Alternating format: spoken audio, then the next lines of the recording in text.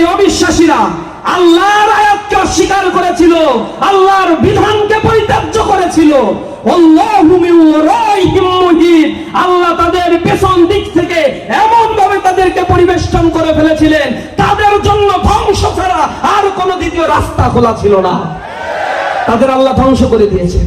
আল্লাহ বলছেন বাল হুয়া কুরআনুম মাজিদ, এটাই হচ্ছে সেই মহামহিমান্বিত কোরআন, ফি লাউহিম মাহফুজ, যা আল্লাহ রাব্বুল আলামিন সংরক্ষণ করে রেখেছে লাউহে মাহফুজে। আল্লাহ বলছেন ইন্না নাহনু নাযালনা যিকরা ওয়া ইন্না লাহু লাহাফিজুন, আমি এই জিকিরকে নাজিল করেছি, আর এই জিকিরকে পৃথিবীর মুখ থেকে নিঃশেষ করার, মুছে দেওয়ার কোন তাগুতি শক্তি নাই। এর হেফাজতের দায়িত্ব স্বয়ং আল্লাহ আমি নিজেই গ্রহণ করে নিলাম। কোরআন সৃষ্টি থেকে একেবারে পৃথিবীর সমাপ্তি অবধি এই পৃথিবীতে কোরআনের একটি অক্ষর কেউ নতুন ভাবে লিখতে পারবে না, কোরআনের একটি অক্ষর কেউ বাতিল করার ক্ষমতা রাখে না। এই চ্যালেঞ্জ যখন ফেরাউন করেছিল, তাকে সেই চ্যালেঞ্জ নিতে হয়েছিল। এই চ্যালেঞ্জ রাসূলের যুগে আবু জেহেল করেছিল, আবু লাহাব করেছিল, উতবা শাইবা করেছিল, তারা ধ্বংস হয়ে গিয়েছে। রাসূলকে তারা বলেছিল যে তোমরা যে কাজগুলো করতেছো এগুলো তো আমাদের কবিরাও রচনা করতে পারে।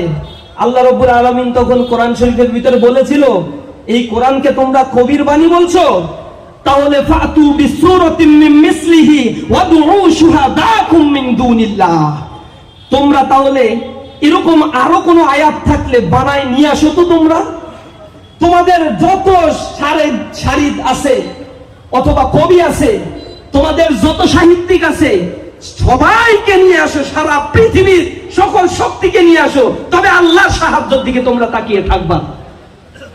পারো কিনা দেখি। আল্লাহ রাব্বুল আলামিন বলেছেন ইন্না আতাইনাকাল কাউসার, এর পরের আয়াতটা বানায় নিয়ে আসো পারলে।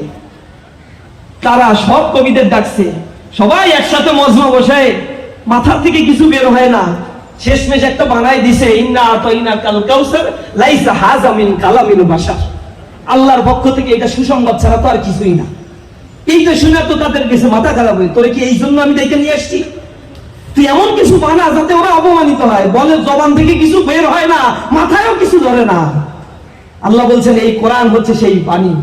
আল্লাহ পরে আয়াত নাযিল করছেন রাসূলের কাছে, ফাইল্লাম তাফাল ওয়ালাম তাফাল ফাত্তাকুন নারাল্লাতী উকুদুহান নাস ওয়াল হিজারা, তারা পারবে না, আর এটা তাদের জন্য কঠিন কালেও পারা সম্ভব না।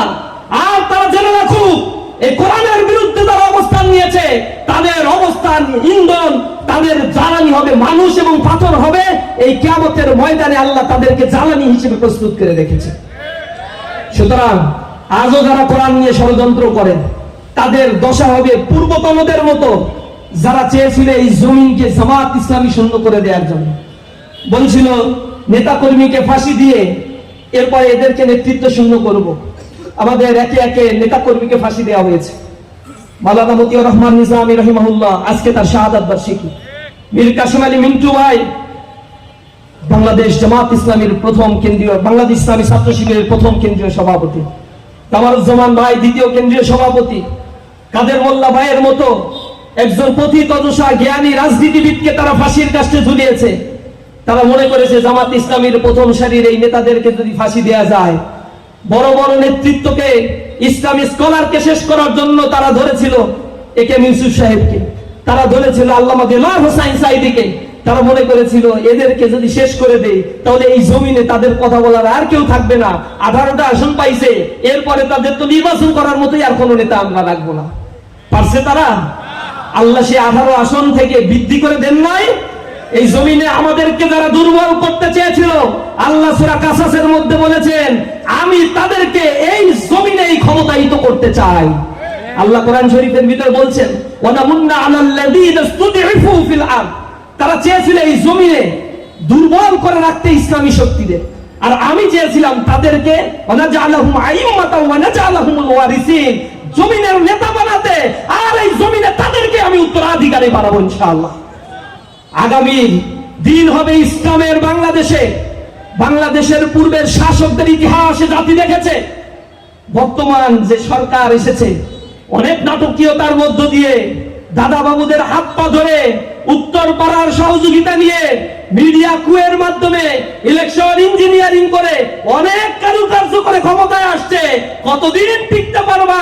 জনগণ রাস্তায় নামলে বেদম মাইরের মুখে একদিনও টিকতে পারবা না। বলছো গণভোট মানি, জনগণকে প্রতারিত করছো, বোকা ভাবছো। নেফাকি চরিত্র বন্ধ করো, অন্যথায় এমন তীব্র প্রতিরোধের মুখে পড়বা, পালিয়ে দিল্লিও যাওয়ার সময় পাবা না। জনগণকে বোকা মনে করো না। এদেশের রাষ্ট্র সংস্কারের নামে রাষ্ট্রের সম্পত্তি লুটপাট করেছে পূর্বের ফ্যাসিবাদ, তারই ধারাবাহিকতায় ব্যাংক রেজুলেশন অধ্যাদেশ অ্যামেন্ডমেন্ট করে তোমরা ওই পূর্বের ফ্যাসিবাদকে পুনর্বহালের ষড়যন্ত্রে লিপ্ত হয়েছ। জনগণের অধিকার নিয়ে ছিনিমিনি খেলছো, সাংবিধানিক অধিকার কেড়ে নিচ্ছ, আবার ফ্যাসিবাদ আর স্বৈর শাসক পুনর্বাসনের জন্য গণভোটের রায়কে তোমরা অস্বীকার করছো। এই জমিন কথা বলবে, জমিন কথা বলে। চাপাই নবাবগঞ্জের মাটিতে শহীদ আব্দুল মতিনের রক্ত ঝরেছে, শীষ মোহাম্মদের রক্ত ঝরেছে, রাশেদুলের রক্ত ঝরেছে, সেই রক্ত কথা বলেছে। চাপাই নবাবগঞ্জ ইসলামের জন্য উর্বর হয়েছে। এখন পুরো বাংলাদেশের টেকনাফ থেকে তেতুলিয়া পর্যন্ত কোরআনের রাজ বাস্তবায়ন হবে ইনশাআল্লাহ। এই আন্দোলনের পথে নিজেদের জান এবং মাল দিয়ে আল্লাহর রাস্তায় আমরা থাকতে প্রস্তুত আছি তো?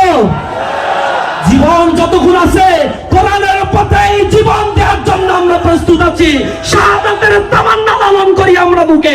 এই শাহাদাত যদি আমাদের প্রাপ্ত হয়, এর চাইতে বড় মৃত্যু আমাদের আর কিছু নাই। আমরা শুহাদা, সিদ্দিকিন, সালেহিনদের সাথে জান্নাতে বসবাস করতে চাই। আর আমরা মায়ের উদর থেকে শাহাদাতের তামান্না নিয়ে এই জমিনে পদার্পণ করেছি। আমরা আমাদেরকে ভয় দেখায় লাভ নাই। শয়তান আমাদেরকে ভয় দেখায় নিজেই পালায়। অনেক শয়তান আমাদের ভয় দেখাইছে, কিন্তু তাদের আর অস্তিত্ব খুঁজে পাচ্ছি না। ইনশাআল্লাহ আল্লাহর জমিনে তার দিন থাকবে, দিন বিজয়ী হবে ইনশাআল্লাহ। সকলকে সেই পথে থাকার জন্য আমি উদাত্ত আহ্বান জানাচ্ছি। 11ই মে যারা শাহাদাত বরণ করেছিল তাদের জন্য আল্লাহর কাছে কায়েম অনুবাদকে দোয়া করি, আল্লাহ রাব্বুল আলামিন যেন সেই শাহাদাত বরণকারী মধ্যে মুজাহিদদের সাথে কিয়ামতের ময়দানে আল্লাহ রাব্বুল আলামিন যেন আমাদের সাক্ষাৎ করে দেয়। জান্নাতুল ফেরদাউসে যেন আমরা সাথী হয়ে চিরন্তন সেই সুখের জায়গায় বসবাস করতে পারি।